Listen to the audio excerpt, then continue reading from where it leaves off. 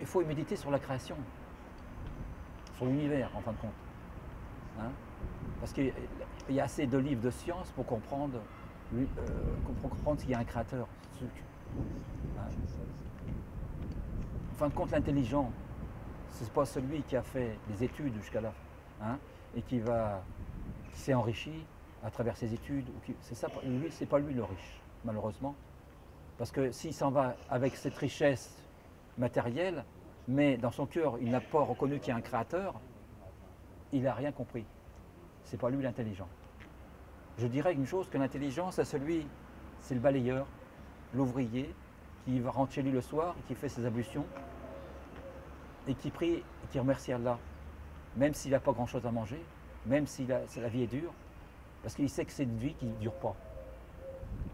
Et donc on médite sur ces choses-là, et on médite sur la grandeur d'Allah, à chaque jour. Parce que c'est Allah qui nous a créés, c'est Allah qui nous a donné. Si Allah n'était pas là, on n'existerait pas. Allah existe, on est là. C'est pour ça qu'on est là. Et notre but aujourd'hui, le but de chaque être humain, c'est de préparer la fin d'une vie pour une autre vie.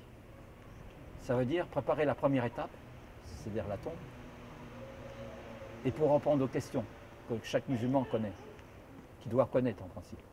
Mais ça, toutes les questions, ces 3 questions, on les connaît en fin de compte, ces 3 questions. Ces questions, c'est qui est ton Seigneur, qui est ta religion, qui est ton prophète, qui est quel homme qui est venu. Ça, on les connaît tous. Mais le problème, c'est qu'on les connaît, la réponse, on connaît la réponse. Mais le problème, c'est est-ce qu'on va pouvoir les dire? Et on va pouvoir les dire en fonction de la foi qu'on a dans la grandeur d'Allah dans le cœur. Ça veut dire que la foi, ça se travaille.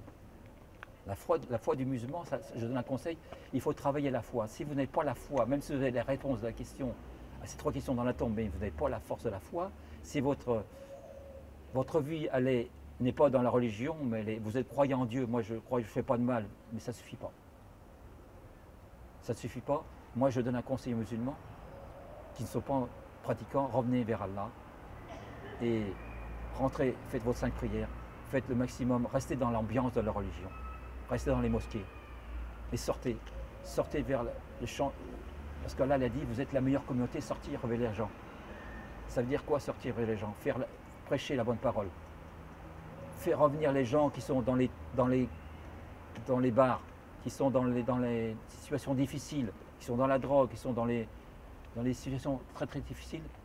Combien d'exemples comme ça, qui sont des gens qui s'étaient perdus, des gens qui s'étaient drogués, qui couchaient dans les caves, et jusqu'un jour où il y a une jama qui est venue le voir, des gens de la mosquée qui venaient le voir, et ils ne voulaient pas.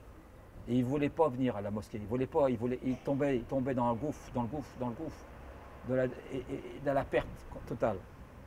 Et ces gens-là, ils ont tenu bon, ils l'ont visité. Ils l'ont visité jusqu'au jour où il a un rêve. Cette personne-là, il avait un enfant, il avait une famille, il avait tout, mais il tombait comme pire que clochard. Il se voyait mort. Il fumait de la drogue, mais il n'avait plus de drogue. Et ce qu'il fumait, il respirait de l'essence, tellement qu'il était son cerveau brûlé. Et donc, la perte totale. Et c'est un musulman. Et qu'est-ce qui s'est passé à travers cette personne-là? En fin de compte, c'est une image, mais ça veut dire beaucoup de choses à travers d'autres musulmans qui sont dans des situations comme ça. Ça veut dire, cette personne-là, Allah lui a envoyé un rêve. Et à travers ce rêve-là, elle dit, qu'est-ce que tu attends pour répondre à l'appel de ces gens qui viennent te voir? Et à travers ce rêve-là, il s'est réveillé. Il dit, maintenant, il faut que je me réveille. Allah m'a envoyé un message, et il a été à la mosquée, et depuis ce jour-là, Allah l'a guéri. À travers la pratique de la religion, et il a fait la même chose que les frères musulmans qui tournent le voir, il fait la même chose à des gens qui sont dans la détresse qu'il était lui auparavant. Ça, je donne un conseil aux musulmans, ne restez pas dans la maison, ne restez pas, je ne dis pas de ne pas regarder la télévision, ça c'est, moi j'ai une télévision, je regarde, mais ne regardez pas des choses qui vous dévient de la foi. Je